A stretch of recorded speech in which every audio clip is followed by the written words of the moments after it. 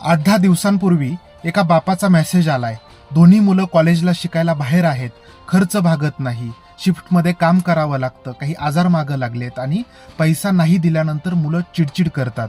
अर्थात ते वडील मला भेटून गेले आणि त्यांनीच हा व्हिडिओ मला बनवायला लावलाय. मित्रहो, मी माझ्या प्रत्येक भाषणामध्ये, व्याख्यानांमध्ये पालकांना, विद्यार्थ्यांना हे कायम सांगत असतो की वय वर्ष 15-16 नंतर आपल्या लेकरांना आपल्या आर्थिक परिस्थितीची पुरेपूर जाणीव करून देणं हे पालकांचं काम आहे.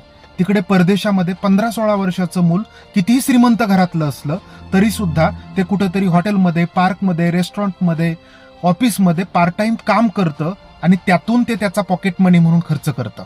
आपल्याकडे महागडे मोबाईल घेऊन देण्यापासून त्यात बॅलन्स करण्यापर्यंत आणि गाड्या घोड्या घेऊन देण्यापासून त्यात पेट्रोल डिझेल भरेपर्यंत सगळ्या जबाबदाऱ्या पालकच घेणार असतील तर आपण मुलांना सक्षम नाही, दुबळं बनवतोय. पुढे जाऊन पोरांना कष्टाची लाज वाटू नये आणि आपल्या आईबापांनी कमावलेली संपत्ती टिकवावी, वाढवावी असं वाटत असेल तर पालकांनी पोरांचे अनावश्यक लाड न करता आणि पोरांनीही पालकांवरती अवलंबून न राहता किमान आपला पॉकेट मनी भागेल एवढं अर्निंग कॉलेजमध्ये जाणाऱ्या मुलामुलींनी करणं गरजेचं आहे आणि तेही स्वाभिमानानं करणं गरजेचं आहे असं मला वाटतं. तुम्हाला काय वाटतं?